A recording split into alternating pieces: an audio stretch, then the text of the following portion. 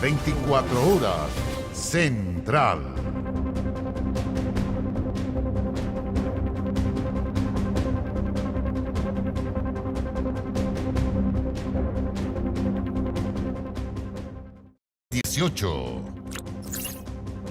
Y Quino trae 4.000 millones.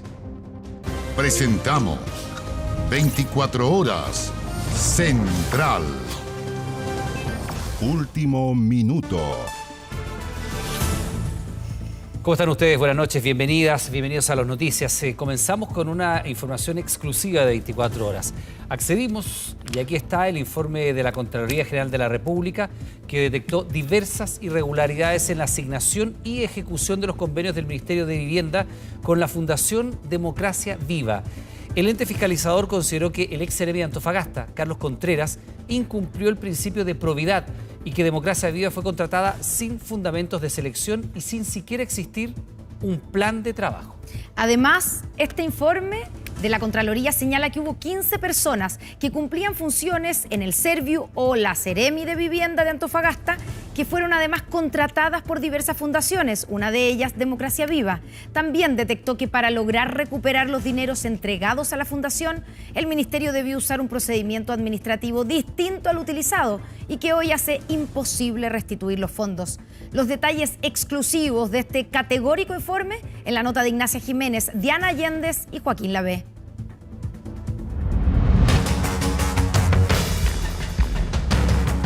Los convenios firmados están todos en regla.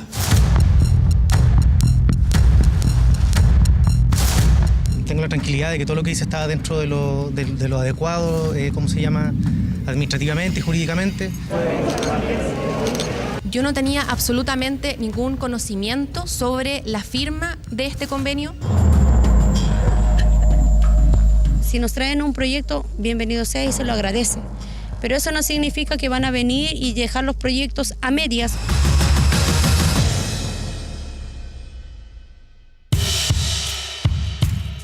Hace algunos meses, Antofagasta se transformó en el epicentro de los cuestionamientos a millonarios convenios entre el Estado y fundaciones privadas. Terremoto político del que hoy se conocen las primeras luces, aquí en exclusiva en el informe de la Contraloría General de la República sobre el caso Democracia Viva. Por esta nueva vía se coló el virus de la corrupción.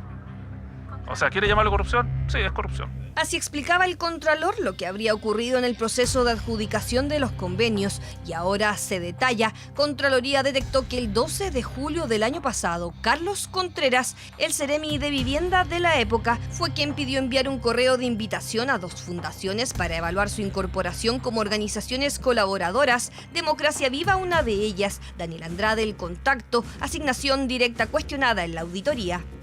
Queremos preguntarle si sigue sosteniendo que no hay irregularidades en los convenios que se firmaron. Carlos Contreras asegura que no existieron irregularidades, pero el informe de Contraloría no evidencia lo mismo. Vulneró el principio de probidad, lo que le restaría imparcialidad, y agrega que le asistía el deber de abstenerse. La ex autoridad debió informar su vínculo y militancia política común con el representante de Democracia Viva, Daniel Andrade. El procedimiento de búsqueda con las organizaciones fue el mismo para todas, no hubo ningún trato particular. El 15 de septiembre de 2022, la Seremi de Vivienda determinó que Democracia Viva se adjudicaría estos tres convenios por 426 millones de pesos a ejecutar en Coachilepe e Irarrázaval 1, dos sectores del macrocampamento Balmaceda en Antofagasta, donde la fundación debía trabajar instalando luminarias solares, soluciones para amenazas de incendios, mejora de espacios comunitarios, estanques de aguas, entre otros. Obras adjudicadas antes que la fundación ampliara su giro a construcción en el Servicio de Impuestos Internos, cambio que recién hicieron en noviembre del año pasado. Se cuestiona también que los dos convenios, la resolución 504 y 576, se firmaran por separado cuando sus características eran iguales. Decisión sin que se advirtiera el motivo, donde incluso 3 personas contratadas por Democracia Viva trabajaban en los dos convenios. El caso de Democracia Viva, en donde yo concuerdo en que es inaceptable una fundación recién creada, que no tenía experiencia en la materia, que, o sea, yo creo que por ahí no hay por dónde, que eso no siga pasando.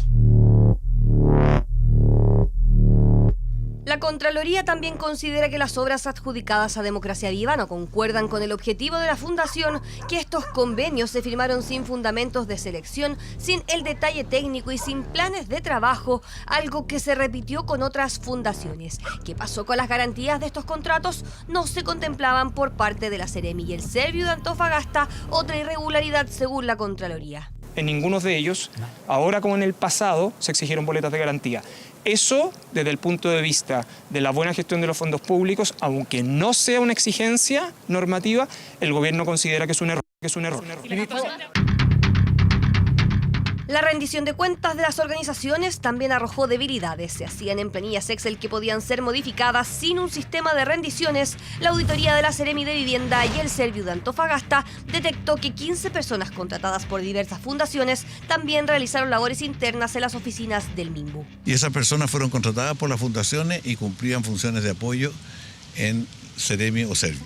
Una de ellas fue financiada por Democracia Viva, la misma organización a la que debía revisarle rendiciones de transferencias entregadas por el ministerio. Bueno, y hablando de Democracia Viva, la polémica fundación presentó un recurso para no reponer los 391 millones de pesos que la Seremi de Vivienda de Antofagasta le había solicitado luego que se desatara el escándalo. Esa es la última de las polémicas desatadas por la fundación por el término de los 3 convenios que ordenó la Seremía de Antofagasta. Término que la Contraloría consideró se hizo sin que se adoptaran las medidas en el tiempo correcto por los incumplimientos encontrados. A juicio del ente fiscalizador, se podría haber pedido el incumplimiento total del convenio y por ende la restitución total de los recursos que hoy el MIMBU busca recuperar por la vía judicial, como confirmaba el ministro antes de conocido este informe. El Consejo de Defensa del Estado lo que ha planteado es que aquí hubo hechos de fraude, o a lo menos 2 hechos de fraude, y eso por lo tanto tienen que responder. Y además tienen que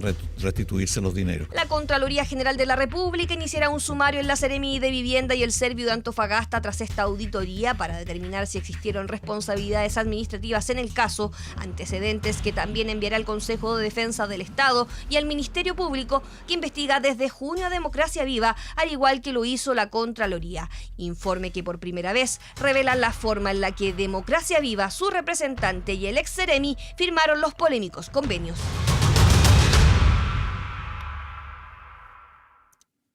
Bueno, y eso no es lo único exclusivo. Conversamos con el Contralor General de la República sobre los hallazgos de esta investigación. Parte de sus dardos apuntan al ex Seremi, Carlos Contreras, por elegir una fundación cuyo representante legal era su amigo. Ese es solo uno de los problemas. El más grave, según el Contralor, es el listado de personas que, trabajando para el ministerio, fueron contratadas por fundaciones. Bueno, dice además que los hallazgos en Antofagasta son actos de corrupción, tal cual, y que podrían ser delitos. En el siguiente informe de 24 que prepara nuestra compañera Constanza Santamaría junto a Joaquín Ladé, vamos a conocer en profundidad el informe, pero en la voz del propio Contralor. Fueron 8 semanas. 8 semanas en que un equipo especial de Contraloría se trasladó a Antofagasta a investigar los convenios con Democracia Viva. ¿Existía alguna justificación para que fuera Democracia Viva la fundación elegida para llevar a cabo este proyecto? No existía ninguna justificación. Son 93 páginas de un informe lapidario, 15 observaciones que van al Ministerio Público. Es corrupción lo que está en el informe. Sí, claro. En exclusiva, el Contralor General de la República habla con Informe 24.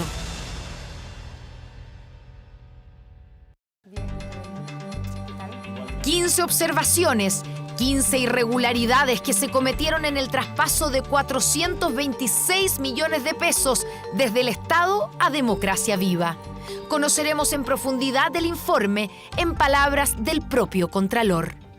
Lo más grave que a mí me parece desde el punto de vista ya más sistémico es, por ejemplo, que hay 12 personas que trabajan en la Seremi de Vivienda y otras 3 que trabajan en el Serviu, en Antofagasta solamente, y que están contratadas por las propias fundaciones, no solo por Democracia Viva, sino que por otras también, pero que trabajan como si fueran funcionarios públicos. Es decir, personas pagadas por privados que trabajan en el servicio público, haciendo cosas como si fueran funcionarios públicos, con acceso a sistemas públicos, pero que en realidad son personas contratadas por privados.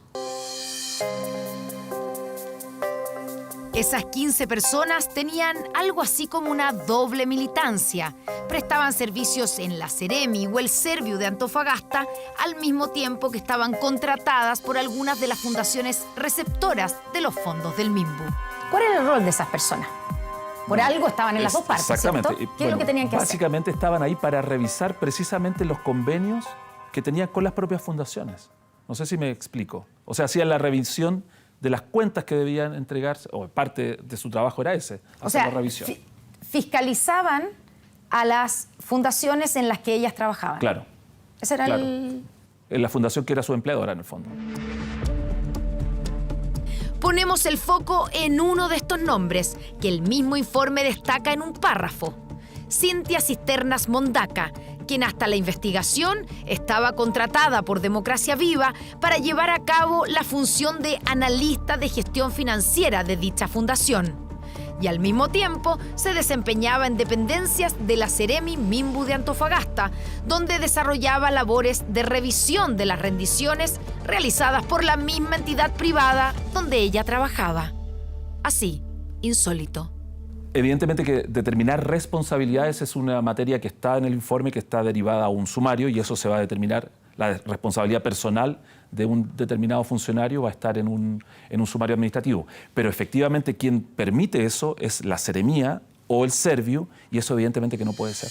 Carlos Contreras, ex Ceremi de Vivienda de Antofagasta, es el que en buen chileno queda peor parado en este informe, al que el Contralor apunta. En el informe de lo que se da cuenta es que solicita que se incorporen 2 fundaciones podríamos decir, al listado de fundaciones que eran elegibles para poder financiar proyectos en el programa de asentamientos precarios. Entonces, esa es una incidencia directa que esta persona tiene, faltando a un deber de abstención que tiene. ¿Ya? Ahí es donde en el informe aparece que vulneró el principio de la probidad. ¿Por qué dice eso el informe? ¿Qué es lo que hizo o dejó de hacer el Ceremi Antofagasta? Cuando existe una razón por la cual una persona pueda tener una falta de objetividad, por ejemplo, si hay una amistad manifiesta o una enemistad manifiesta, si fuera un acto de contenido negativo, pero en este caso son positivos, si hay una relación de parentesco o si hay una relación de afinidad porque son amigos, en realidad ahí la ley, en términos generales, lo que establece es un deber de abstenerse. ¿Existía alguna justificación para que fuera Democracia Viva la fundación elegida para llevar a cabo este proyecto? No existía ninguna justificación. Es más, no hay una coincidencia entre el objeto del convenio, es decir, lo que se le encarga, a pesar de que era muy genérico, lo que se le encarga que tiene que hacer, y los estatutos de la fundación. De hecho, si uno se fija, ellos amplían el giro solo hacia fines del año pasado. Es decir, en impuestos internos solo en noviembre aparecen como susceptibles de realizar también obras o algún tipo de construcción. Entonces, no hay ninguna justificación para poder decir había que elegir a esta fundación. ¿Democracia Viva era una fundación que podía cumplir con el trabajo que se le pedía, con el trabajo convenido? O sea, ¿tenía la experiencia suficiente para concretar esos trabajos? No la tenía. O sea, quedó al criterio del Ceremi Antofagasta. Exacto. Sí. Que pasó por alto que no se había aprobado el cambio de giro, que no había planes de trabajo, que no tenía experiencia. Y que era su amigo, y que debía haberse abstenido. ¿Qué sanciones arriesga el Ceremi Antofagasta? La sanción más grave en un sumario administrativo es la destitución, que uno diría, bueno, ¿qué destitución si esta persona ya no trabaja en el Estado? Pero además tiene otra sanción, que es la de la inhabilidad por 5 años para trabajar en el Estado. Y esa, en este caso, sería la sanción más grave. Otro de los hallazgos del informe es la división de proyectos, considerando que todo el trabajo que supuestamente se iba a hacer era en el mismo lugar, en el campamento Baquedano. Así, los 426 millones de pesos fueron transferidos en 3 boletas. ¿Una práctica común o la fórmula para evadir el control? Ese es el hecho objetivo. Aquí se dividen los convenios. En realidad era un solo campamento para hacer exactamente lo mismo a través de 3 convenios. Con eso se elude la toma de razón, se elude el control. Hay que determinar ahora quién es responsable de eso y qué responsabilidad le cabe al haber hecho eso. Y eso va a ser también materia del sumario. O sea, hay que identificar ahora quién tomó esa decisión de dividir. Nos llama la atención algo que se repite en el informe. Varias veces se subraya que no había un método para asignar estos dineros, ni mecanismos de control ni de alertas, mucho menos de fiscalización. ¿Digamos, o qué tipo de responsabilidad podría tener el ministro de la Vivienda, Carlos Montes, en estas irregularidades y en todo lo que ocurrió en Democracia Viva y la Seremía de Antofagasta? El informe no va hacia el nivel ministerial, ya no tiene observaciones respecto de la actuación del ministro. O del ministerio en su conjunto, porque en realidad es el ministerio en su conjunto. Lo que sí uno tiene que ver acá es que existe en general una falta de regulación tanto a nivel legal como reglamentario. Quien tiene que impulsar esa regulación es el Ejecutivo, el Ejecutivo sectorial, que en este caso es el ministerio. No corresponde a mí defender al ministro, pero sí lo que puedo decir es que esto es generalizado de todo el Estado. O sea, aquí no es un problema del Ministerio de Vivienda. Acá lo que hay es una falta de regulación. Aquí hay dos faltas en el fondo. Una falta de control, porque no existe bien regulado ni formalizado un control interno. Y un segundo problema es la falta de regulación, pero que no es del MIMBU, es en general. En realidad esto es una responsabilidad del Estado. Es una responsabilidad del Estado, porque esto es un mecanismo que ha funcionado así por décadas. Lo que pasa es que ahora estamos viendo las consecuencias que esto tiene. Y hablando de defensas, ¿dónde estaba la Contraloría cuando todo esto ocurría? ¿Podría haber hecho más el órgano fiscalizador? Lo hice presente a varios ministros de Hacienda, lo hice presente en varias comisiones en la Cámara de Diputados y tal vez tuve que tener más fuerza para decirlo. Y eso yo creo que es una autocrítica, pero también es cierto que el nivel de temas que pasan por la Contraloría hacen que uno también tenga que pasar a otros temas también. Con las capacidades que nosotros tenemos no podíamos hacer más. Eso es lo que yo quiero decir. O sea, aquí no hubo inacción de la Contraloría. Nosotros no tuvimos el fraude aquí adentro y no lo quisimos ver. Nosotros ejercimos nuestras facultades.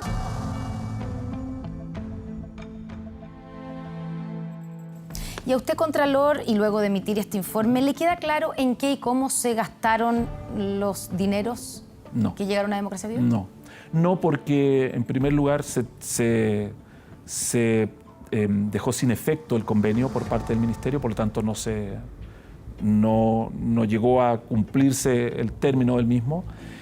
En segundo lugar, porque hay una gran cantidad de rendiciones de cuentas que ellos hicieron que estaban objetadas.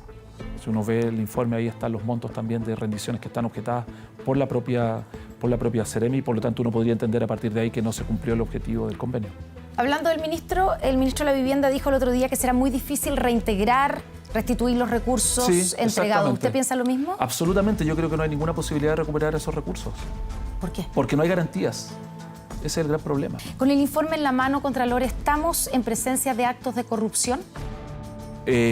Claramente sí. No es además una calificación que yo solamente haya ocupado, sino que también la ha usado el propio ministro de Justicia y el presidente de la República. Es corrupción lo que está en el informe. Sí, claro. ¿Y son hechos constitutivos de delito? Ahí sí que no es que me quiera sacar la pregunta, pero nosotros derivamos esto al Consejo de Defensa del Estado y al Ministerio Público precisamente porque pensamos que pueden haber delitos. Bueno, la información que manejamos es que durante las próximas semanas deberían comenzar a salir otros al menos 20 informes con otras fundaciones investigadas en distintas partes de Chile. Además, mañana revelaremos más información exclusiva respecto al mecanismo utilizado para contratar personas que se desempeñaban en el ministerio, pero que eran contratadas por las fundaciones. La entrevista completa con el Contralor la podrán ver esta noche en Estado Nacional Prime a las 11 por Canal 24 Horas. Y el informe completo de la Contraloría puede revisarlo escaneando aquí el código QR que está apareciendo en pantalla. Bueno, esta pregunta se la han hecho muchos. ¿Podría surgir un enfrentamiento entre civiles debido a la iniciativa que endurece las medidas en contra de las usurpaciones? El Senado despachó a ley el proyecto, pero por este motivo el gobierno analiza un veto.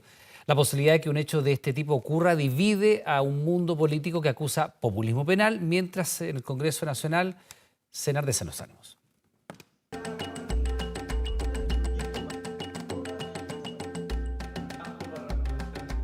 Dejemos fuera todos estos elementos tan conflictivos, tan riesgosos. Tal como está, es un proyecto peligroso.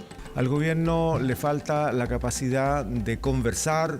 Democracia es respetar las mayorías. No tener esta ley es una irresponsabilidad política.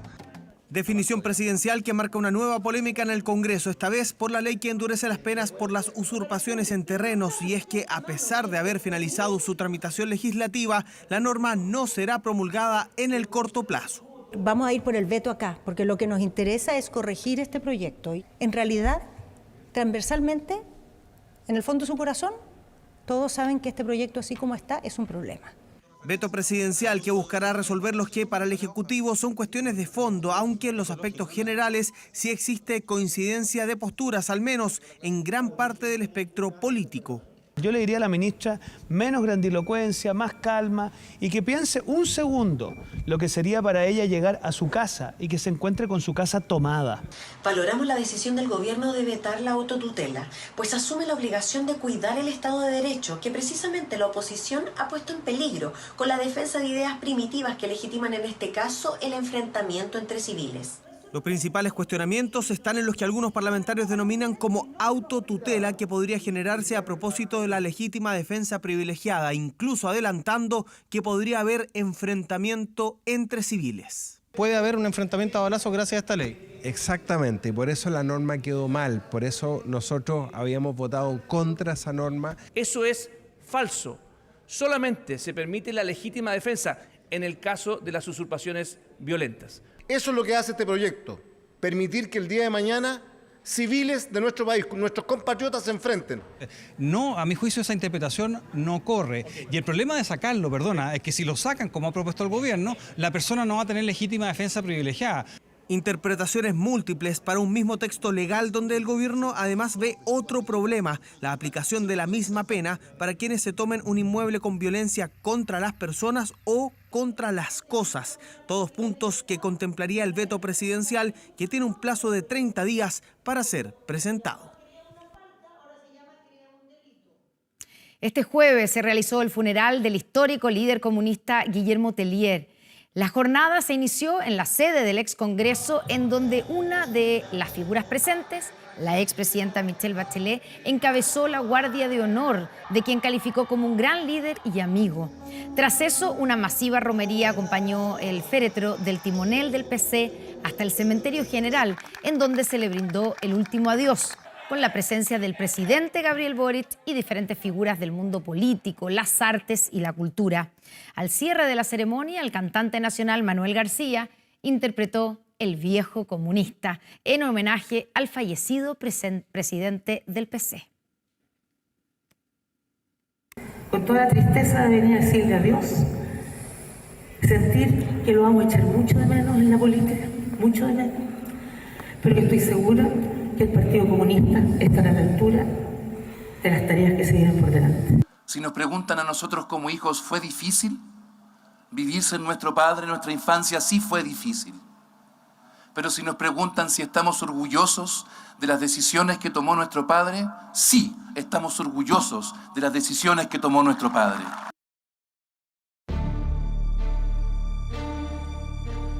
¿Qué le pasó cuando el presidente Gabriel Boric habló de Sergio Onofre Jarpa, fundador de su ex partido, ¿cierto?, de Renovación Nacional, y dijo que gente como él terminaron sus días impunes pese a todas las tropelías que cometieron? En primer lugar, no es el presidente Boric el juez.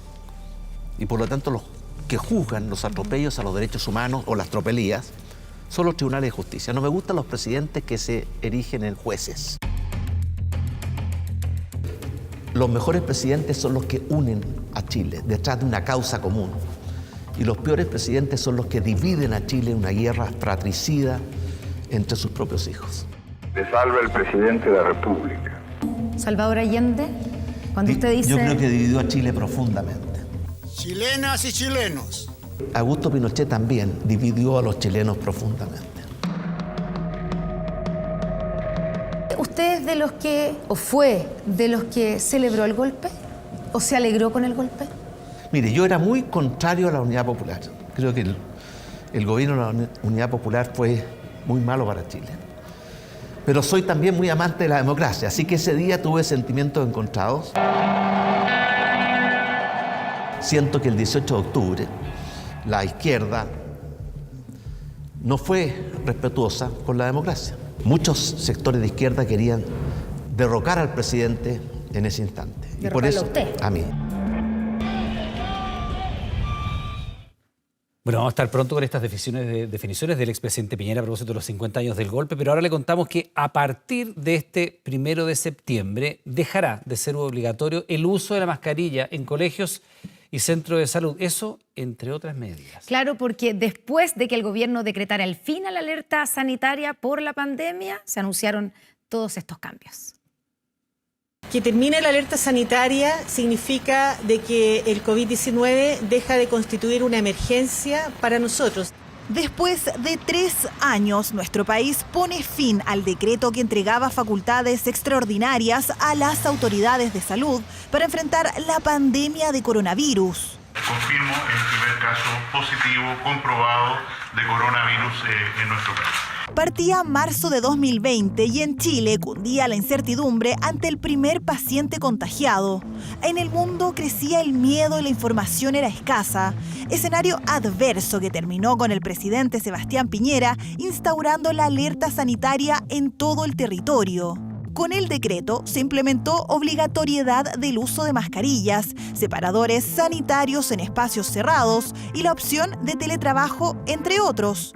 Medidas que a partir de este 1 de septiembre no serán un mandato. Lo que nosotros tenemos que hacer como país es aprender a vivir con este virus, cosa que hemos ido aprendiendo paulatinamente. Es el mensaje que la ministra de Salud no quiere que los chilenos olviden, sobre todo en los espacios cerrados donde se reúne gran cantidad de personas, como son los colegios. ¿Qué piensan los padres del fin de la mascarilla obligatoria en la sala de clases? Yo lo encuentro que está bien, porque los niños se incomodan mucho. Creo que nunca se utilizó correctamente.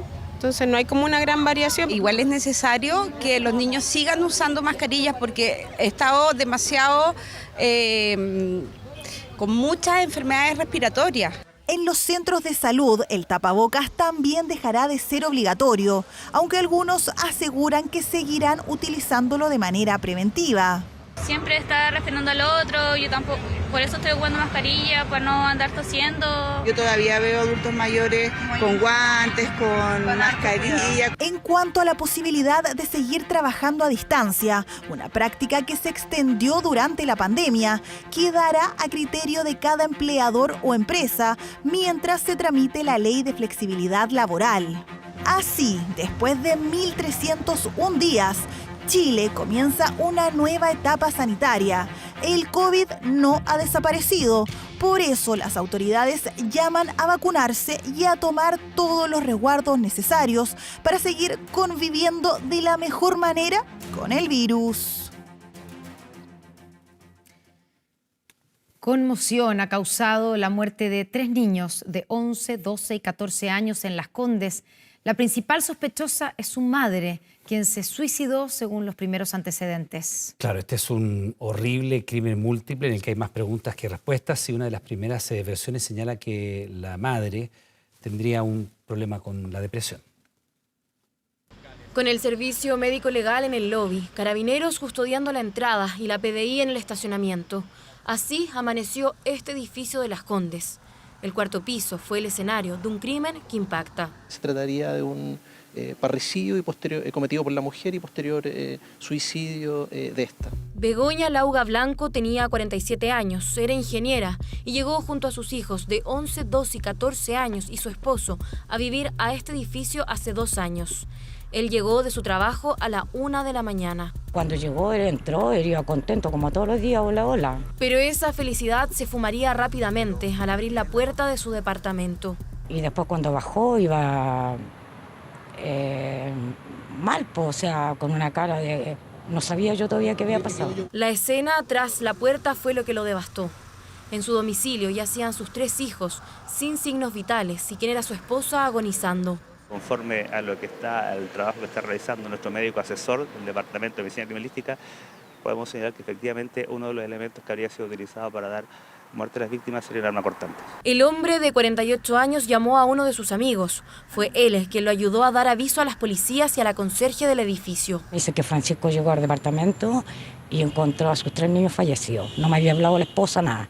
Y después creo que sí, pues la esposa también estaba fallecida. Habrían 2 menores, ¿no es cierto?, en un dormitorio y otro habría estado en en otro sector del departamento. La conserje dice que Carabineros y PDI no contestaban. Fue personal de seguridad municipal, el primero en llegar a la escena del crimen, alertados porque el padre llegó a pedir ayuda hasta una caseta cercana. Una situación que es terrible, que obviamente enluta a nuestra comuna y que nos tiene obviamente a disposición de la familia y a disposición del equipo municipal para poder acompañarlos.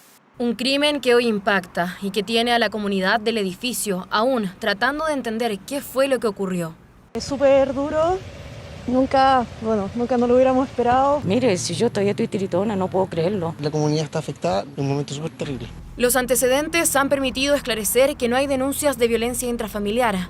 No se encontró ninguna carta o algo que aludiera al hecho, pero sí unos mensajes de WhatsApp minutos antes de lo ocurrido, piezas claves en la investigación.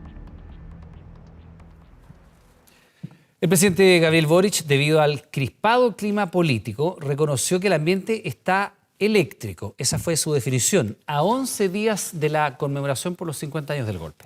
La alusión del mandatario a la muerte del ex brigadier del Ejército condenado por el crimen de Víctor Jara este martes y la polémica surgida por la ausencia de representantes de la oposición en el lanzamiento del plan de búsqueda este miércoles han dificultado el compromiso transversal del nunca más que el gobierno busca proyectar el 11 de septiembre. Claro, para la oposición el mandatario debe cambiar el lenguaje y medir la emoción del momento. Hay reacciones. El ambiente está eléctrico, está cargado. Yo no sé si ustedes lo sienten, pero yo siento que si toco a alguien le voy a dar la electricidad en cualquier momento.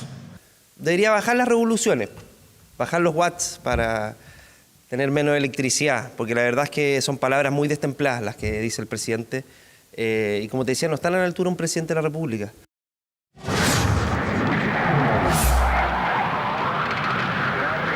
...50 años, golpe de Estado. Estaban en Italia y Francia justo cuando ocurrió el golpe en Chile y no pudieron volver. Se trata de los grupos musicales Inti Illimani y Quilapayún, que se transformaron en verdaderos símbolos del exilio cultural de nuestro país durante 15 años. Claro, durante esta tercera y última entrega de la serie de reportajes 50 años y la huella de Europa en Chile, mostraremos cómo fue la vida en el exilio de estas agrupaciones, cómo emprendieron su retorno al país y cuál fue el inmenso legado que hasta hoy dejaron en el viejo continente. El pueblo unido jamás será vencido.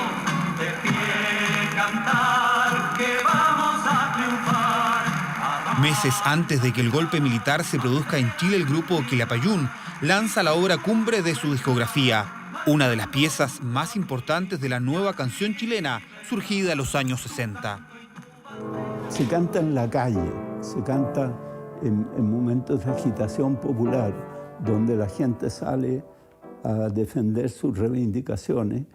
El pueblo unido se transformó desde ese entonces en el símbolo de la protesta y la resistencia chilena en Europa. Lo que la dictadura quiso silenciar se enraizó en los largos brazos de la solidaridad hacia los exiliados. A ellos les encantaba. El Iyapu, el Inti, el Quilapayún, eran grito y plata. Y además donde se presentaron esos grupos, donde fuere, estaban en primera fila. Fue tan fuerte el impacto de la cultura chilena en el exilio que parte de su legado sigue siendo un himno de lucha y movilización. Et håb blev knust, den fremtid sang i grus. I tror, I fik.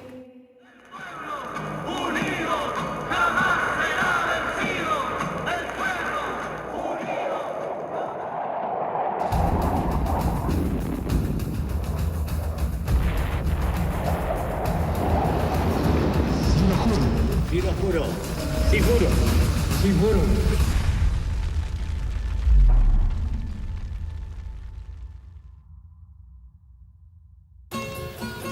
¿Hasta cuándo? Son 12 días, por Dios. Dos problemas acucian a este país, uno hacia afuera, con repercusión en el mundo entero. A la mayoría de estos refugiados la Junta de Gobierno les ha concedido salvoconducto para abandonar Chile.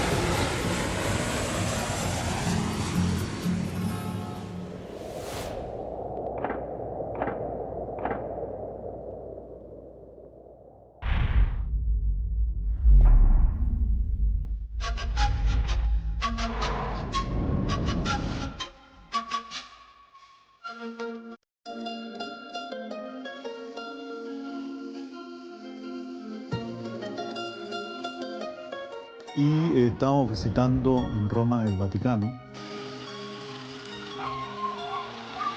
cuando llegó un compañero italiano, que recién lógicamente conocíamos, y nos transmite en el español posible brute notizie. Lo que nos dijo fue: la moneda, la Casa de la Moneda ha sido bombardeada. Uno de los grupos más relevantes de la nueva canción chilena queda atrapado en Europa a raíz del golpe militar. Inti Illimani, formado en aulas universitarias en 1967, será parte desde ese 11 de septiembre de la lista de artistas que no podrá retornar al país. Nos inventamos cualquier cosa de tal manera de aplacar un poco la gravedad de la situación, sin pretender sumarnos a entender de que comenzaba un largo exilio.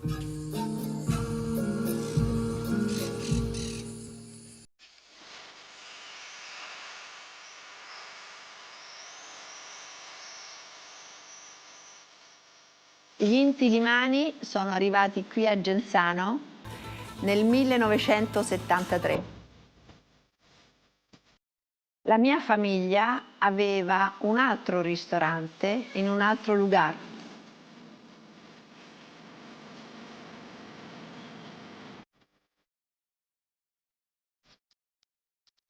Loro, quando sono arrivati qui da noi, avevano poche cose, ma avevano un cuore grande. Acá a este restaurante no solamente venía Inti Illimani, sino que venía más chilenos, ¿no? Tanti chileni. ¿Qué otros chilenos vinieron a este restaurante? Beh, Luis Corvalán, Guastavino,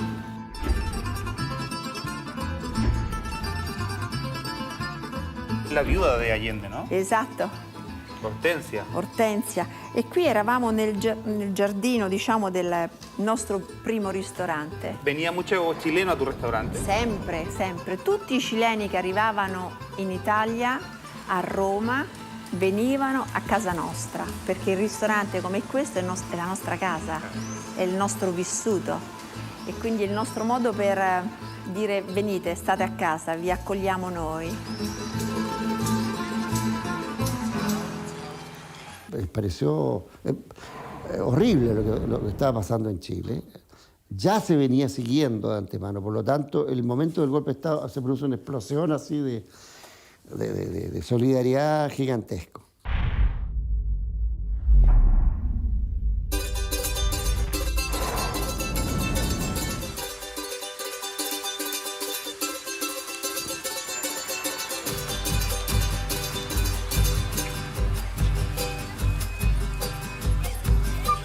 Francia fue un país muy solidario con Chile y eso hizo que hubiera mucha conciencia sobre lo que pasaba y sobre la necesidad de repudiar la junta militar y defender la democracia.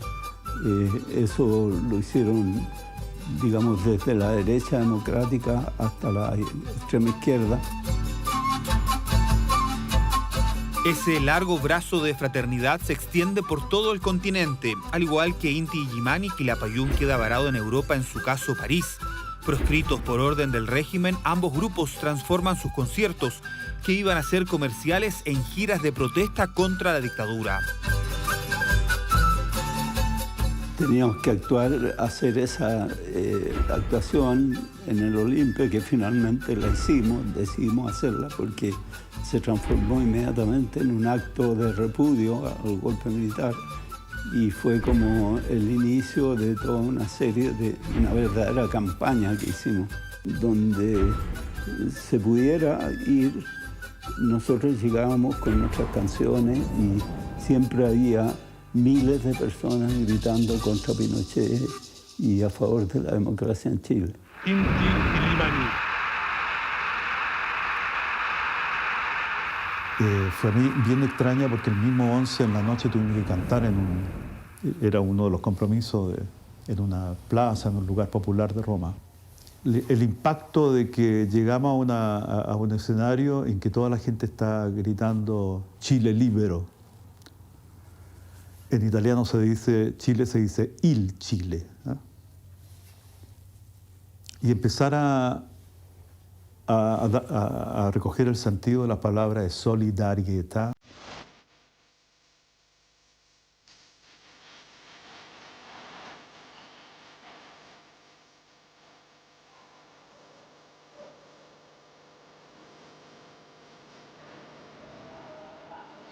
¿Qué significó Inti Illimani acá en Italia a partir del año 73 aproximadamente? Significó una fulguración estética porque ellos llevaron instrumentos increíbles para Italia. Nosotros no conocíamos el charango, el tiple colombiano, el cuatro venezolano.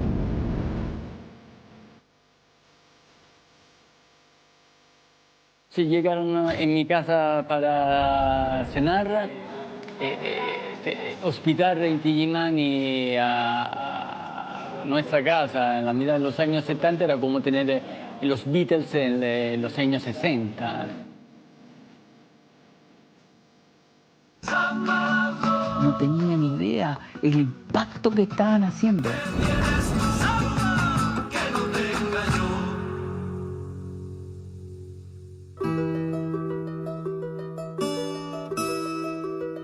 Inti Illimani simboliza la revolución que significó la música chilena para Europa. La andinización generó impacto logrando los primeros lugares de las listas de popularidad. Son invitados a los grandes programas televisivos.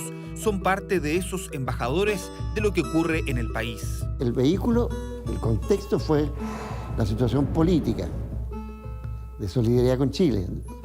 Pero lo que realmente produjo la explosión es que nosotros llegamos con una música que en Italia era absolutamente desconocida, nueva. De los primeros días, en muchas situaciones, nosotros tuvimos que dividirnos en 3 para allá, 3 para acá, porque había muchas manifestaciones, es decir, callejeras, con manifestación ocupando las ciudades.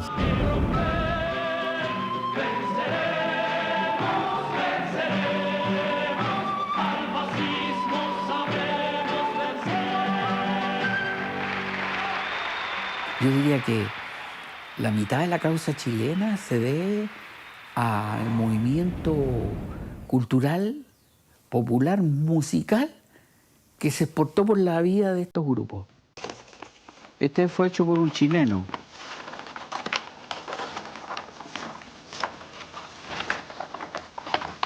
Los portavoces de la causa chilena se movilizan por cada rincón de Europa.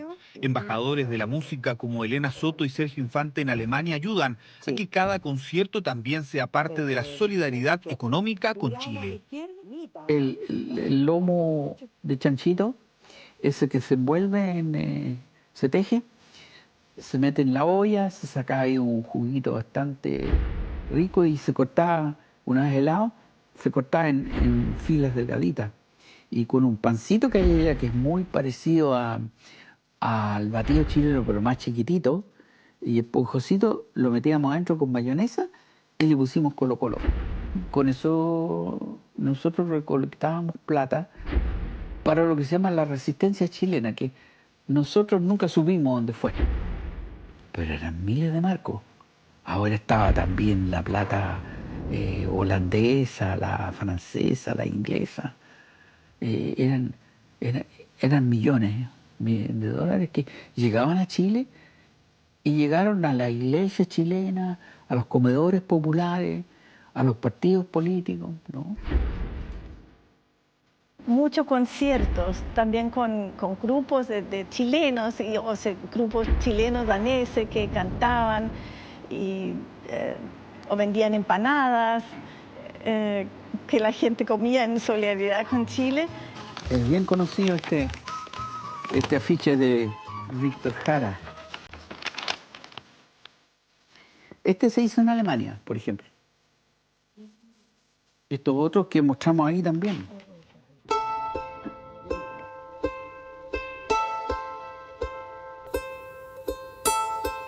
Y se abrió el cerco informativo y pudimos entonces empezar a saber de lo que estaba pasando.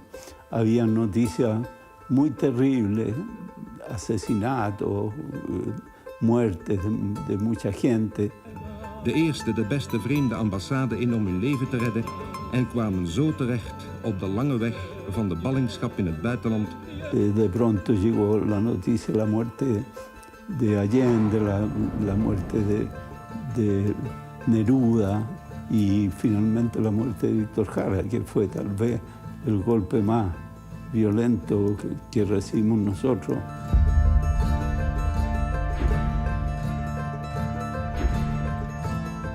La cultura chilena, los acordes de la protesta fueron perseguidos en Chile y por instantes silenciados. Escuchar música de estos grupos en el país era un desafío que se asume en soledad. El horror de la dictadura llega con retraso a los artistas en Europa. La voz de plata de Víctor Jara es apagada de la peor manera tras recibir 40 balazos y sus manos totalmente destrozadas.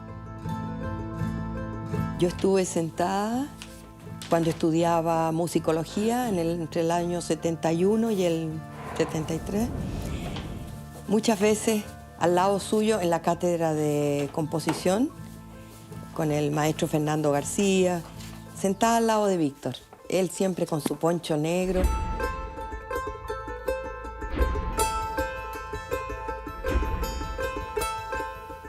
Lo de Víctor fue tremendo. Es decir,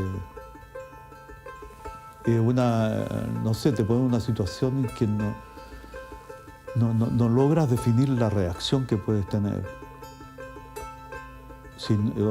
Injusticia, ¿no? La injusticia total.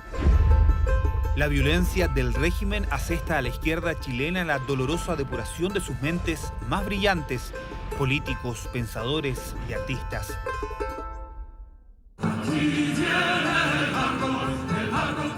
Grecia realiza uno de los gestos culturales más emblemáticos gracias al genio musical de Mikis Theodorakis, que homenajeó por todo el mundo el canto general de su amigo Pablo Neruda.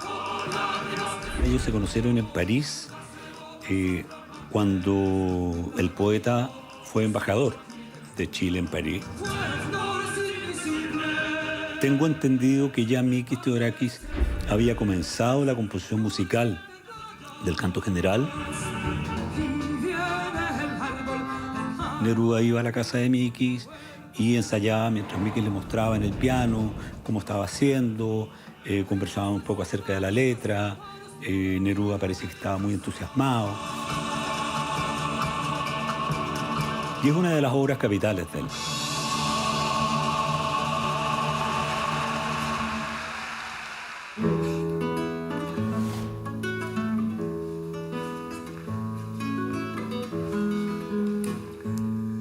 Maldita sea mi paz, si me escondo en el silencio,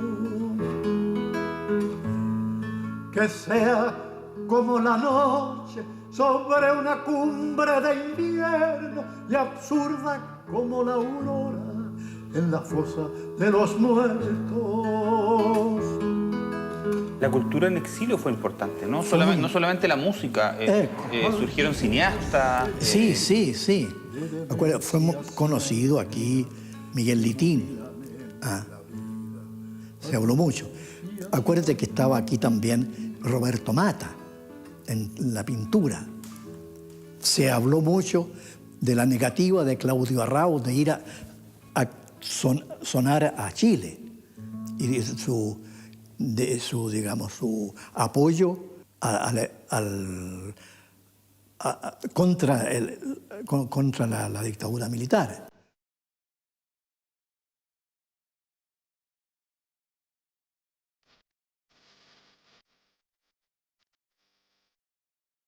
Europa reconoce en sus propias heridas lo que ocurre con Chile. Su cultura absorbe a los artistas exiliados, que sacan lo mejor de sí volviendo más prolífica su obra. En los momentos más oscuros surge el talento más puro y las creaciones más genuinas.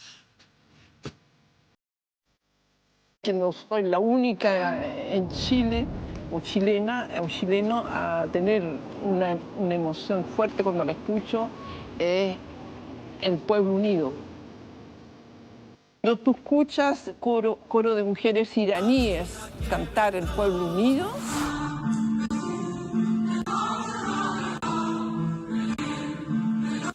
Die Zukunft uns gewinnt, doch nur vereint besiegen wir den Feind.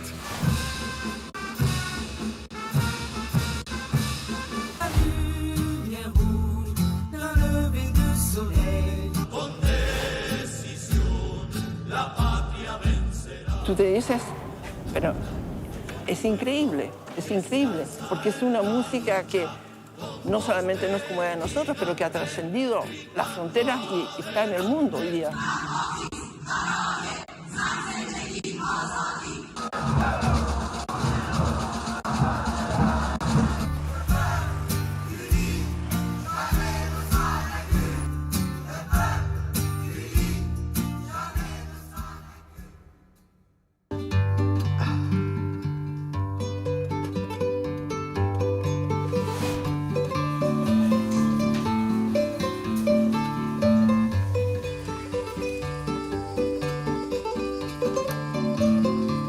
¿Ellos iban harto al mercado de Testaccio? Sì. ¿Sí? ¿Qué hacían allá? ¿Compraban? ¿Comían? A Testaccio compravi quello che ti serviva in casa e vendevi quello che non ti serviva più.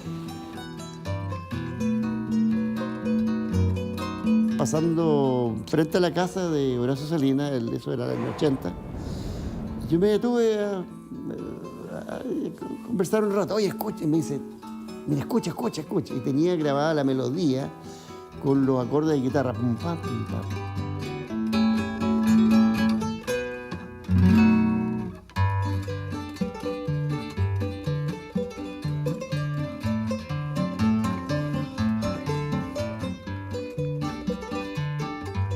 Mira, lo que yo sentí en ese preciso instante fue una conmoción tan grande porque me di cuenta que no estaba frente a una obra maestra de la canción.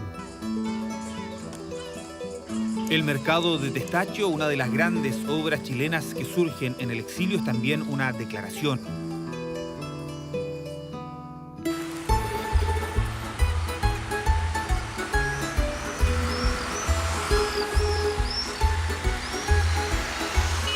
Come vedi, io e Orazio stavamo ballando e da questa via siamo arrivati fino in piazza con la banda musicale che suonava. È stata una poi c'erano anche José e Jorge al nostro matrimonio. È stata una giornata bellissima con loro.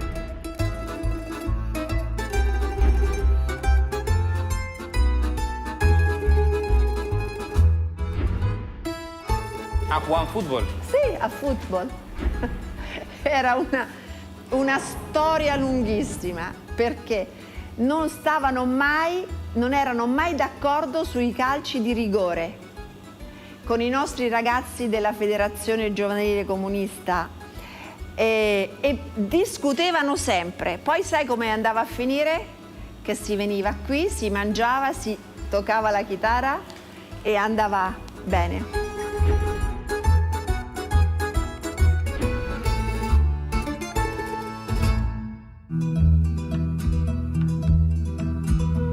El vínculo se hace más profundo con Europa, crece el cariño por las costumbres, pero la nostalgia por la patria nunca se va. Nosotros intentamos volver a Chile, incluso llegamos en una gira que teníamos en América Latina, llegamos hasta el aeropuerto, tratando de que nos dejaran entrar, pero nos impidieron la entrada. El drama del exilio ha tenido este año desenlaces adversos y positivos. Mientras algunos lograron la autorización para su retorno, a la gran mayoría de los expatriados chilenos se les niega ese derecho. Desde 1980 el régimen acepta el ingreso de algunos chilenos, aunque en muchas ocasiones sin toda la familia. Fue el caso, entre otros, del arquitecto Miguel Launer, quien se encontraba en Dinamarca. Y sonar el teléfono a esa hora era algo que pasaba con nuestra... Nada. Era mi hermana que llamó, la Anita tomó el teléfono antes que yo y dijo, te sacaste la lotería, flaquita, como le decía a mi señora. Está autorizada a regresar a Chile. Entonces saqué la botella Y la empezamos a tomar mientras recorríamos el departamento diciendo qué nos íbamos a llevar, qué no nos íbamos a llevar, y de repente nos damos cuenta de que ha transcurrido casi 2 horas y no han llamado nuevamente. Suena nuevamente el teléfono, esta vez es un sobrino, un hijo de mi hermana, que me dice, mira tío, pucha, lo que son las cosas. Yo hasta fui a la radio cooperativa porque dije, no puede ser, ¿cómo están equivocados? Salió mi tío y no salió mi tío, tienen que revisar la lista. Nada.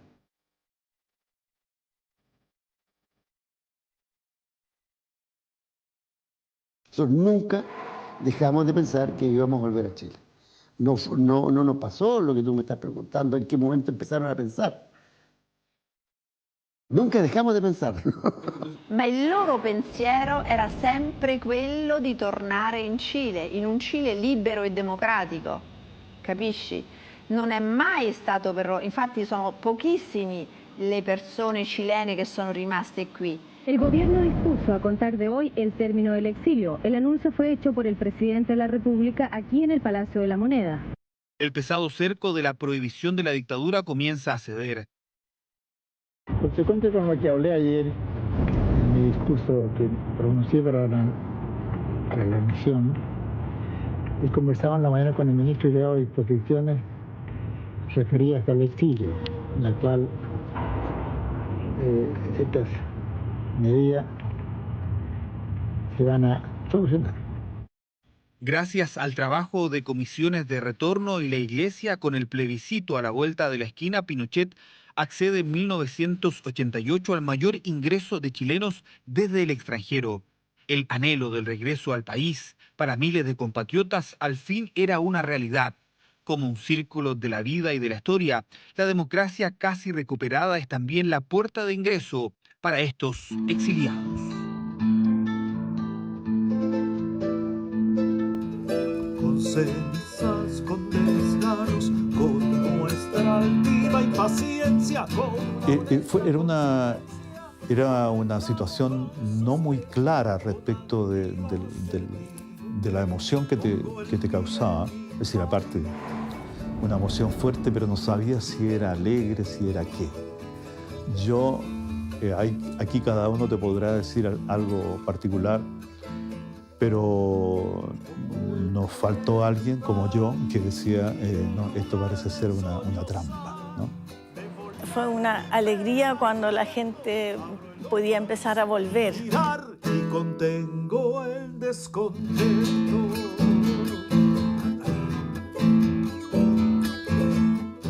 Porque muchos estaban, no podían volver, andaban todo con esos pasaportes de la ONU, de que válido para todos los países menos Chile. Así que para muchos era el gran anhelo volver. Mi presagio, mi dulzura, vuelvo con mi amor espeso, vuelvo en alma y vuelvo en hueso. Finalmente a casa. È stato questo il nostro sentimento. Perché loro comunque vengono qui da noi in Italia, a Genzano, stanno a casa. Ma io capisco per loro, e noi abbiamo capito per loro, e abbiamo pianto con loro, quando sono tornati in Cile. E per noi è stato un arrivederci, non è stato un addio. Certi affetti non si perdono mai, capisci? Pinochet anuncia que se acabó la lista de exilio, se acabó el exilio. Nosotros en 2 semanas estábamos en Santiago, 2 semanas y media.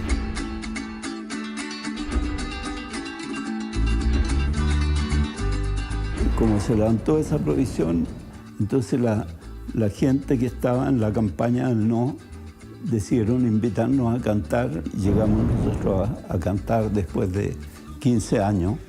Volvimos a estar en el mismo lugar, ¿no? Cantándole a la gente.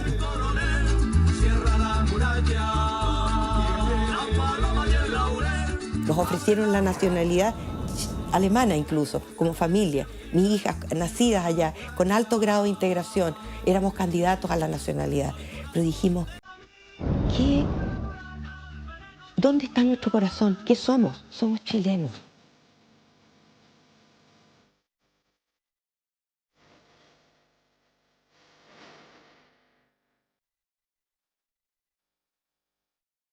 En un momento parece que uno llega otra vez acá, después de tanto tiempo, de 15 años, y otra vez te sientes un poco en el exilio porque tienes que recuperar parámetros, los que se puedan recuperar, porque Chile ha cambiado muchísimo. Es una cosa muy íntima, muy personal. Bueno, en ese tiempo era el aeropuerto antiguo, entonces uno llegaba de La Loza, entraba a una gran sala y había una vidriera. Y al otro lado de esta vidriera estaba mi papá.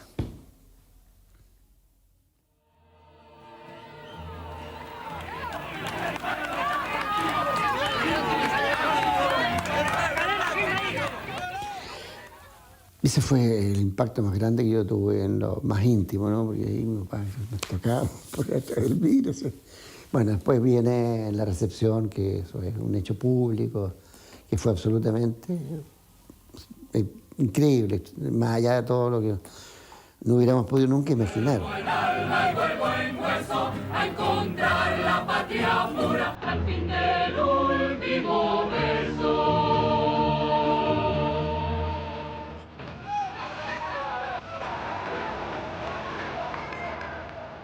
Creo que de alguna manera logramos cantar lo que ellos hubieran querido cantar.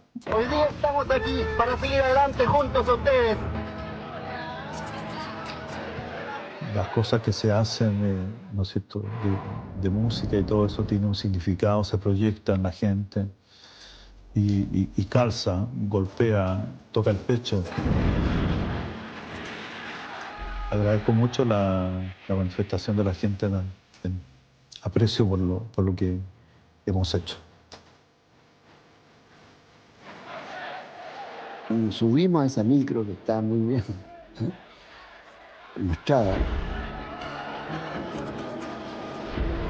Yo iba mirando para afuera ahí del aeropuerto y fuimos a Los Prados, ¿no es cierto? Se llama La Cañada, el sector de Los Prados donde se hizo la plaza esa. Y mi sentimiento más tremendo fuera que yo decía, puta, la pobreza, esa pobreza es mía, me pertenece. Esas piedras que están ahí me pertenecen, esos perros vagos de la calle son míos. O sea, yo tuve una sensación de pertenencia, de recuperar lo que así, había dejado de tener o estaba distante. Incluso Pinochet me pertenece, es mi enemigo.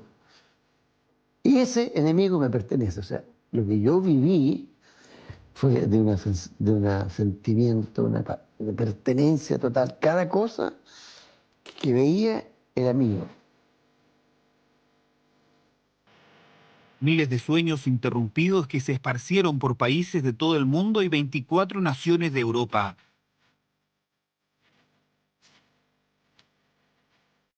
La nostalgia siempre estuvo, al igual que la maleta lista para un pronto retorno que en muchos casos jamás llegó. También hubo solidaridad que abrazó en los momentos más oscuros a los miles de compatriotas que decidieron quedarse allá y también a quienes volvieron para hacer memoria y confirmar que la patria no es un lugar pasajero ni arrebatado, sino donde tenemos el corazón.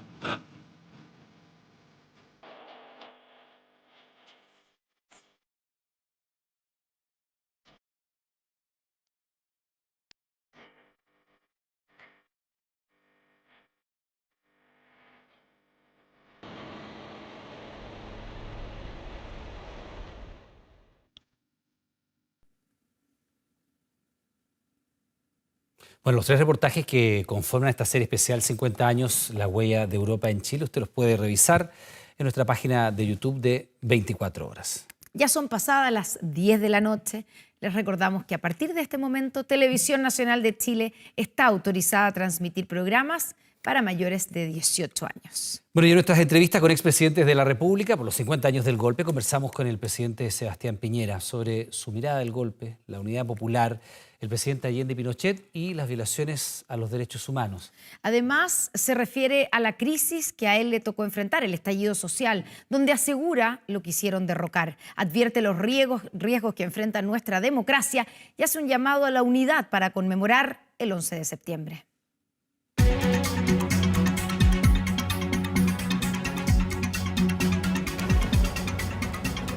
está, presidente? Muy bien, Constanza. ¿Qué tal? ¿Cómo está? Muy bien, Bienvenido. gracias. Gracias por aceptar esta entrevista con TVN en el marco de la conmemoración de los 50 años del golpe. Y aquí en este lugar donde se respira historia. Usted fue senador entre 1990 y 1998. Me imagino que le tocó legislar aquí también, ¿o no? Sí. ¿Qué recuerdos le trae este Bueno, lugar? este es un edificio que tiene tanta historia. Sí. Este edificio se construyó antes de la Guerra del Pacífico y después se incendió, pero está así desde comienzo del siglo pasado. Así que es un edificio lleno de historia y además es muy noble. Yo creo que el Congreso Nacional y los tribunales de justicia son parte de nuestra historia, de nuestra república. Vamos a hablar de eso. ¿Entremos? Gracias. Presidente, hagamos un poco de historia en este lugar donde se respira la historia, ¿cierto? Presidente, ¿usted es de los que, o fue de los que celebró el golpe? ¿O se alegró con el golpe? Mire, yo era muy contrario a la Unidad Popular. Creo que el gobierno de la Unidad Popular fue muy malo para Chile. Pero soy también muy amante de la democracia, así que ese día tuve sentimientos encontrados. Pero poco después, cuando empezamos a ver las imágenes oscuras de los atropellos a los derechos humanos, llegaron muchos chilenos a Boston y nos contaban cosas muy atroces. Y la televisión americana mostraba la parte oscura. Y por tanto yo desde muy temprano fui opositor al gobierno militar.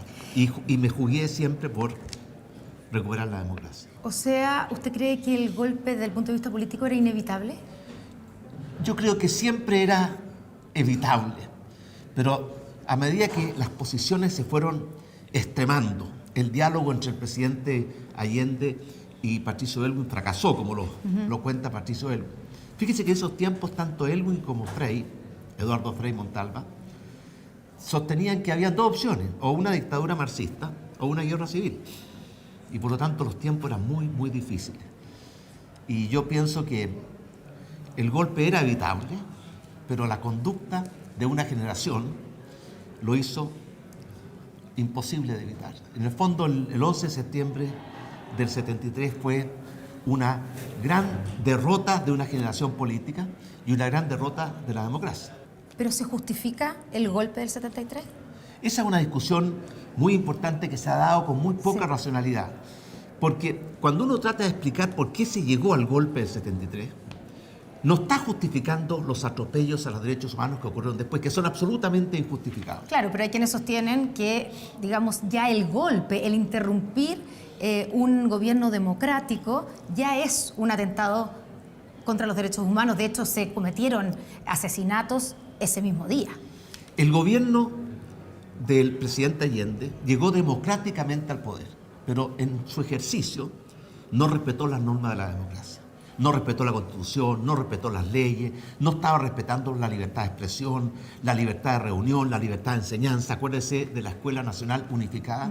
Y así lo dijeron, por lo demás, la Corte Suprema, la Contraloría General de la República y el Acuerdo de Agosto de la Cámara de Diputados. Y por tanto yo siento que la Unidad Popular tiene una enorme responsabilidad en conducir un gobierno que significó una crisis y un caos total, político, económico, social. Y por tanto tiene mucha responsabilidad en crear las condiciones que permitieron el golpe de Estado. Presidente, estamos aquí en la sala precisamente de los presidentes. Está Carrera, ¿cierto? Está O'Higgins, están aquí, está Arturo Alessandri, ¿cierto? Pedro Aguirre Cerda, Juan Antonio Ríos, González Videla, Ibáñez, Jorge Alessandri, Eduardo Frei Montalva y Salvador Allende. Todos los presidentes hasta antes del golpe. Si usted tiene que elegir, ¿cuál es el mejor y el peor presidente de Chile? Bueno, cada presidente tuvo sus luces y sus sombras, pero yo diría que los mejores presidentes son los que unen a Chile detrás de una causa común. Y los peores presidentes son los que dividen a Chile en una guerra fratricida entre sus propios hijos. Ya, y siguiendo esa misma línea de argumento, Salvador Allende, cuando usted dice... Yo creo que dividió a Chile profundamente. O sea, si tuviera que elegir cuál es el peor No gobierno, voy a elegir. ¿elegiría a Salvador Allende? No voy a elegir. Pero el presidente Allende, sin duda, dividió a los chilenos profundamente. ¿Y si aquí estuviera Augusto Pinochet? Creo que Augusto Pinochet también dividió a los chilenos profundamente. ¿Hay algo que usted rescate, algo positivo del gobierno de Augusto Pinochet? Bueno, el gobierno de Augusto Pinochet hizo modernizaciones muy importantes para Chile. Y yo creo que son, o fueron, buenas modernizaciones. Y eso hay que reconocerlo. Y eso no tiene ninguna contradicción con condenar en forma total y absoluta que durante ese gobierno se violaron los derechos humanos en forma grave, reiterada e inaceptable. Por eso la lección que tenemos que aprender es que los derechos humanos hay que respetarlos siempre, cualquiera sea la circunstancia. Y la democracia, y la sana convivencia, y la amistad cívica, hay que cuidarla siempre. Y esta es una lección para el presente, porque vamos a seguir enfrentando desafíos, ¿cierto?, y cuestionamientos a nuestra democracia. Y no podemos perdernos un minuto de que la democracia hay que defenderla siempre. Por ejemplo, yo siento que el 18 de octubre la izquierda no fue respetuosa con la democracia. Validó, justificó, impulsó, apoyó la violencia, y eso no se justifica nunca. Y además, no respetó las reglas de la democracia. Yo creo que muchos sectores de izquierda querían derrocar al presidente en ese instante. Derrocarlo a usted. A mí. Ya, de eso vamos a hablar también, pero que lo quiero invitar a nuestra tercera locación, presidente, aquí, Mire al qué Salón de lindo Honor. este congreso, ¿ah? Sí. ¿Qué le pasó cuando el presidente Gabriel Boric habló de Sergio Onofre Jarpa, fundador de su ex partido, ¿cierto?, de Renovación Nacional, y dijo que gente como él terminaron sus días impunes pese a todas las tropelías que cometieron? En primer lugar, no es el presidente Boric el juez, y por lo tanto los que juzgan los atropellos a los derechos humanos o las tropelías son los tribunales de justicia. No me gustan los presidentes que se erigen en jueces. En segundo lugar, es verdad, Sergio Onofre Jarpa asume el Ministerio del Interior en agosto del año 83, sí, en medio de un recrudecimiento de las manifestaciones en contra, ¿cierto?, de el gobierno militar y en favor de recuperar la democracia. De hecho, ministro del Interior, donde hubo una fuerte represión. Recuerdo que ese día salieron, creo que 15.000 militares a las calles, pintados de negro, y hubo muchos muertos. Pero, insisto, el presidente Boric no es el juez, y tiene que entenderlo en forma fuerte y clara. Cualquier cosa en materia de derechos humanos tiene que ser juzgada por los tribunales de justicia. Y también quiero decir que Jarpa tuvo un papel importante también en abrir el diálogo democrático. Fue el primer ministro del Interior que abrió un diálogo democrático con la fuerza de oposición. Y eso se lo reconoció el propio presidente Elwin. Y por lo tanto, al juzgar, hay que ser, en primer lugar, no hay que ser juez o pretender ser juez. Pero cuando uno opina, tiene que hacerlo con ecuanimidad. Ya, pero pensando más allá del juicio, digamos, de la justicia, que como dice usted, le aplican los tribunales, en términos políticos, él fue el ministro del Interior de esa parte de la dictadura. Es difícil creer que él no estaba, o no sé, no estaba enterado de las desapariciones, de las torturas. Bueno, por eso yo creo que hay una responsabilidad muy grande en todo lo que son los atropellos a los derechos humanos, que es la gran mancha, ¿cierto? La parte oscura del gobierno militar son los atropellos a los derechos humanos. Y lo que yo me pregunto muchas veces, ¿para qué lo hicieron?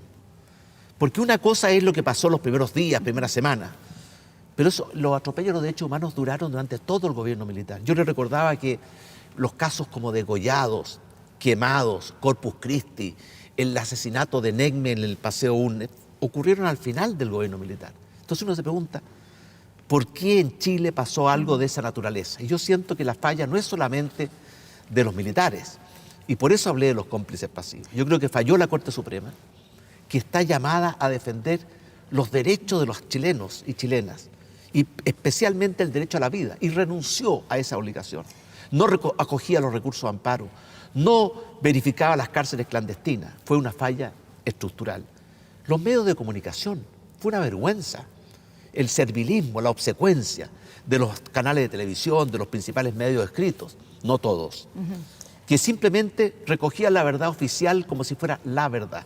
Y también los civiles que, teniendo poder, pudieron y debieron haber hecho mucho más para proteger los derechos humanos.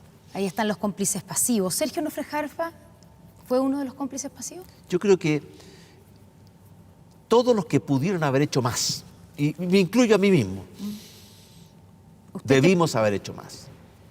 Ya, pero usted no estaba en el gobierno. No estaba en el gobierno. Por eso hago la diferencia. Por supuesto, por eso yo creo que cuando uno le toca tener una posición de poder, uno tiene una responsabilidad especial. Presidente, ¿cómo surge su famosa frase de los cómplices pasivos? ¿Se le ocurrió a usted? ¿Por qué encontró que cuando se conmemoraban 40 años del golpe militar había que hablar de los cómplices pasivos? Porque quise hablar en forma honesta y con la verdad.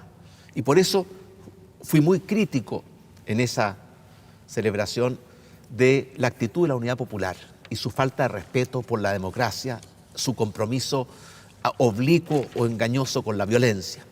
Pero también fue muy crítico de lo que pasó después del 11. Por eso yo le digo, Constanza, que hay que ser capaz de reconocer los errores, porque si no uno los vuelve a repetir. Y hubo errores antes del 11, cuyo principal responsable fue la Unidad Popular. Hubo errores durante el 11, por ejemplo, el bombardeo de La Moneda. Y hubo errores después del 11, principalmente los graves, reiterados e inaceptables atropellos a los derechos humanos.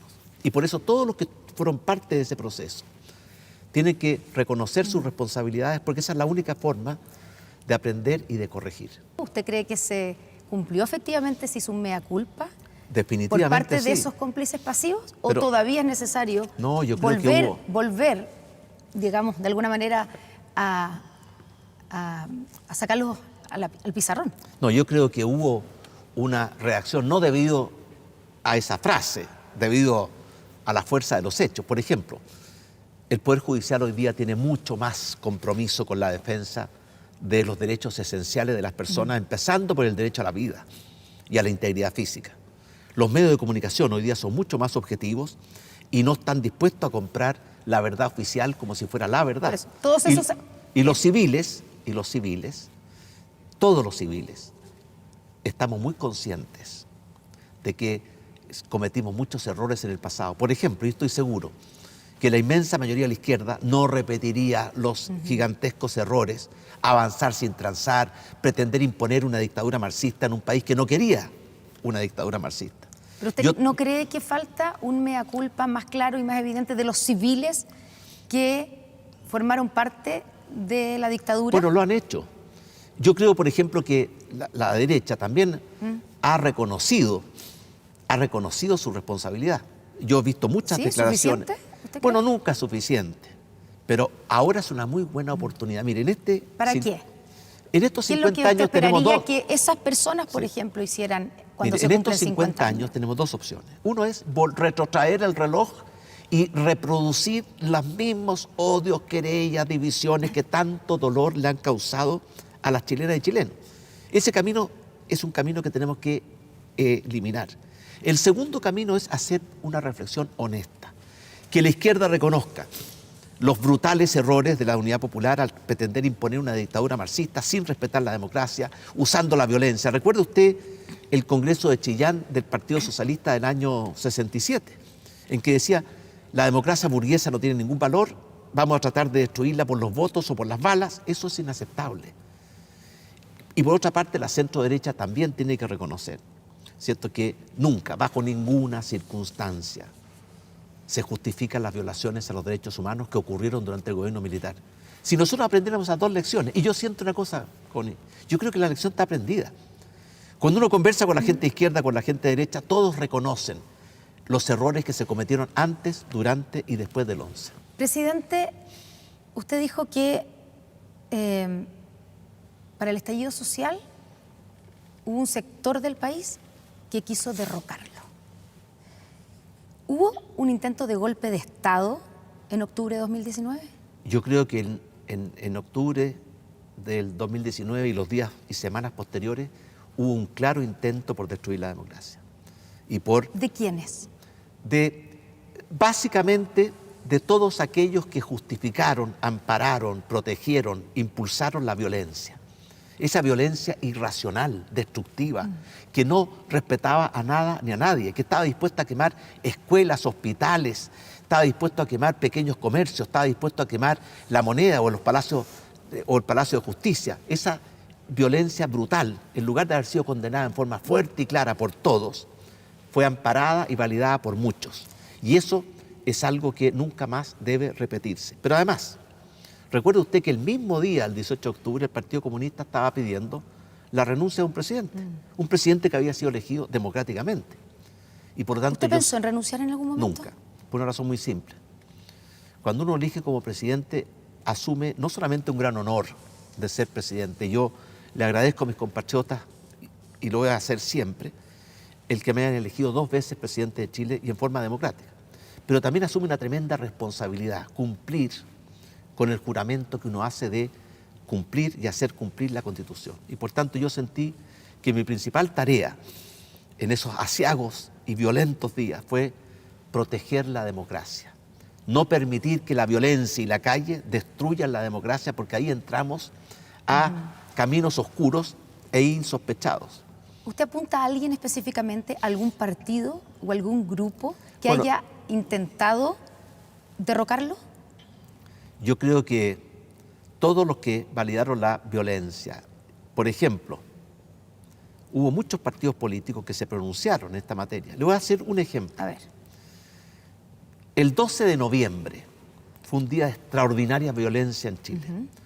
Fue el segundo martes en que la mesa social convocaba un paro y que terminaban en violencia brutal. Fue cuando se quemó la iglesia de la Veracruz. Ese día hubo una declaración de todos los partidos, desde la Democracia Cristiana hasta el Partido Comunista, que básicamente decía que la calle, es decir, la violencia, había determinado un camino. O sea, en vez de asumir su responsabilidad de ser partidos políticos, de ser parlamentarios, le entregaban la soberanía no al pueblo, que es donde debe residir, no a la gente, sino que a la violencia en la calle. Y exigían en consecuencia quebrar las normas democráticas e ir a una convención constitucional. Eso fue un ejemplo de falta de respeto por la democracia. Y yo creo francamente que ese día fue el día que yo más sentí que estaba en riesgo la democracia. El 12 de noviembre. El 12 de noviembre. Y esa noche, que fue una noche que no voy a olvidar nunca, porque la violencia era total. Y yo recibía consejos y amenazas de que había que hacer, ¿cierto?, una cosa u otra. Y después de una discusión muy ardua y muy fuerte y muy apasionada, en mi oficina yo les pedí a todos que me dejaran solo. Y esa noche del 12 de noviembre, que fue un día martes, yo evalué 2 opciones. El camino de la fuerza, del estado de sitio. Sacar a los militares a la calle. Con todas las consecuencias que eso podía tener, porque nosotros presagiábamos que algo como eso iba a significar muchos muertos. O el camino de darle una oportunidad al diálogo, a los acuerdos, a la democracia. Escogimos el camino del diálogo y los acuerdos, y no el camino de la fuerza. Y yo estoy convencido que fue una muy buena decisión. Pero pese a eso, hubo violaciones a los derechos humanos por esos días del estallido social. Hubo personas que perdieron un ojo o los dos, y a usted lo acusaron de violar los derechos humanos. De hecho, hay una investigación que lleva la fiscal Jimena Chong, ¿cierto?, en que usted está imputado. ¿Cómo se defiende usted de esas acusaciones? Bueno, en primer lugar, basta con que usted presente una acusación, aunque no tenga ningún fundamento, para que la persona acusada quede como imputada. Eso significa solamente que alguien presentó una acusación. Mire, yo recibí más de 50 querellas. Cada una de ellas, una por una, han ido cayéndose porque no tenían ningún fundamento. Todavía quedan algunas pendientes. Pero yo le digo a usted, como presidente de Chile, en esos momentos tan duros, en que la soledad del poder se siente en su plenitud, yo nunca dejé de pensar en 2 cosas. Proteger el orden público y no permitir que una banda de delincuentes quemaran, destruyeran todo, y al mismo tiempo y con la misma fuerza proteger los derechos humanos.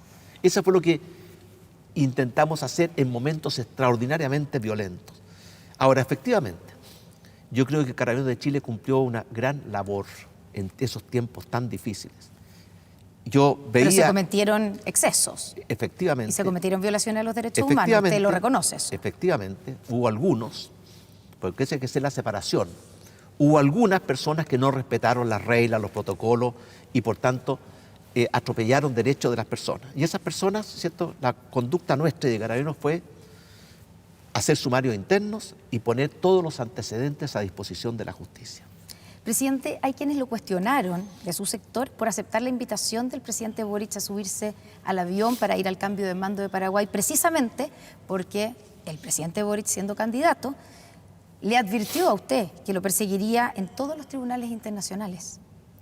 Bueno, quiero decirle que hubo persecuciones en tribunales internacionales y que los tribunales internacionales, después de conocer toda la evidencia, declararon que no tenían fundamento. Yo creo que el presidente Boric, cuando dijo eso, cometió un grave error. Los presidentes no son persecutores. Aquí no estamos, ¿cierto?, en los tiempos de el poder absoluto, en que el rey podía disponer de la vida, de la propiedad, de cualquiera de sus súbditos. Aquí somos ciudadanos, no somos súbditos. Y el presidente es el presidente, no es el juez supremo. Yo creo que él cometió un grave error y se lo dije. ¿Se lo dijo en el avión? No, se lo dije a él cuando nos juntamos en La Moneda al día siguiente en que él ganó la segunda vuelta electoral. ¿Qué le dijo? Que eso era un error, que a él no le correspondía andar persiguiendo a las personas. Si había algún antecedente, póngalo en manos de la justicia como ya están. Ahora, ¿por qué acepté esa invitación? Yo estaba invitado por el presidente Abdo y por el presidente Santiago Peña al cambio de mando en Paraguay, y cuando el presidente Boric supo esto me llamó y me dijo, o alguien me llamó y me dijo, lo invitamos a que venga con nosotros. Yo sentí que en medio de un país tan convulsionado, con tanto desencuentro, con tanta violencia, que dos presidentes puedan viajar juntos en un tema de interés internacional, como son las relaciones internacionales, que son temas de Estado, era algo bueno para Chile. Mire, cuando celebramos el centenario en Chile, el año 1910, hubo muchos gestos republicanos. Cuando celebramos el bicentenario, yo invité al presidente Elwin, al presidente Lagos, a la presidenta Bachelet y al presidente Frey a que compartiéramos la celebración del bicentenario. Y hay una foto muy única, que estamos los 5 presidentes, el presidente y los 4 presidentes, expresidentes vivos, juntos con una bandera de Chile, celebrando algo que es común, que nos une, el bicentenario de nuestra independencia. Esos son gestos republicanos que Chile necesita. El año 2013, cuando conmemoramos los 40 años, nosotros invitamos a todas las autoridades de la República a La Moneda. Y yo espero que el presidente Boric entienda que esta es una conmemoración que debe unir a los chilenos, aprender de los errores del pasado, iluminar los caminos del futuro y no reproducir los errores del pasado, ni mucho menos los odios, las querellas, las divisiones que tanto dolor y sufrimiento nos han causado. Presidente, muchas gracias por esta entrevista con TVN en la conmemoración de los 50 años del golpe. Gracias, Connie. Muchas gracias, presidente.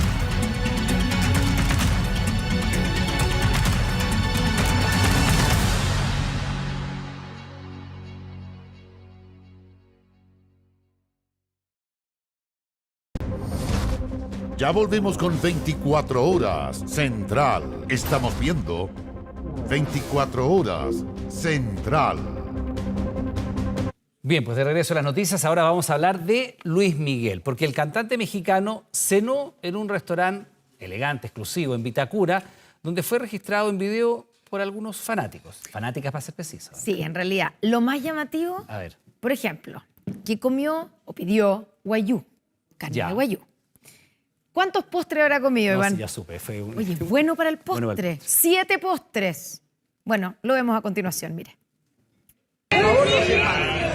Ahí está, no es un doble, es Luis Miguel. Estuvo en un restaurante de Vitacura. Esta mujer no alcanzó a darle la mano, No, al ladito alcanzó a dar la mano. pero ella optó por no hacerlo. No, porque me está grabando la selfie, pero salgo ahí con él. El Sol de México cenó allí la noche del miércoles, aunque ya lo había hecho cuando llegó al país. Esta vez Guayú comió con guantes, una excentricidad. Esteban Paredes, el retirado futbolista, estuvo ahí. Llegamos, teníamos reserva. Pero le fue mal, Lamentablemente no pudimos sacar una foto con él. porque el mexicano comió tras un biombo y disfrutó de todo, particularmente el postre, cuenta la encargada de pastelería. De postre solo 3 leches. Vino hace una semana y pidió unas 6, 7, 3 leches. Ahora de nuevo pide durante la semana también, todos los días. Sí, de hecho ahora hice una, salió del horno al tiro. Sin foto, Paredes asume que el artista merece su espacio. Hay que respetar de repente la privacidad y bueno, tenía unos guardias aquí. que eran de gran tamaño, dicen los presentes, por lo que el contacto fue indirecto, aunque profundo. Veo que ahí, en el sector de tu vientre, hay algo. Sí, mira. La servilleta Luis Miguel. Casi lo más íntimo que alguien pudo rescatar de la velada cerca de Luismi. Oye, ¿qué va a hacer ahora con la servilleta?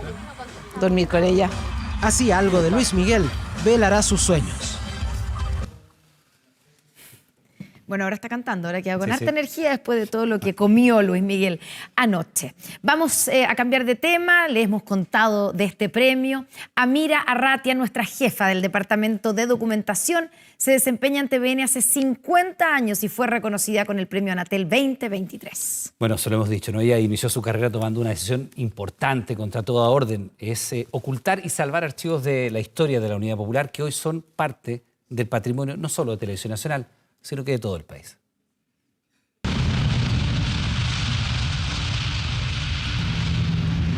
A pocos días del golpe de Estado de 1973, Amira Arratia, jefa de documentación de TVN, tomó una decisión que la puso en una encrucijada y que le pudo costar la vida. Tenía 20 años, recién comenzaba su carrera. El gerente de producción de ese momento me dijo: quiero que me traigas todas las fichas que tú tengas del material que exista en documentación del tiempo de la Unidad Popular, y puso una firma para que ese material se eliminara. La orden era clara: eliminar los registros de la época de la Unidad Popular, del presidente Salvador Allende y las imágenes de Pablo Neruda recibiendo el Premio Nobel de Literatura. Pero esta joven documentalista optó por proteger esas cintas que hoy son patrimonio de nuestro país. Yo encontré siempre que ese era un error histórico. Esto es imposible borrarlo. Las nuevas generaciones tienen que enterarse que hubo un gobierno que fue Unidad Popular, que hubo un gobierno que fue Democracia Cristiana, y bueno, ahora tenemos otro. Amira Arratia fue galardonada hace algunas semanas por el Instituto Nacional de Derechos Humanos y este miércoles recibió uno de los mayores reconocimientos de su carrera. Fue elegida como ganadora del Premio Anatel 2023 por su rol fundamental en proteger material audiovisual histórico. De verdad siento como una coronación, de verdad como... sí, lo hiciste y lo hiciste bien, con sacrificio. Una arriesgada decisión que hoy es valorada y agradecida y que nos permite tener acceso al verdadero patrimonio de Televisión Nacional de Chile, nuestra historia. Ya volvimos con 24 horas Central.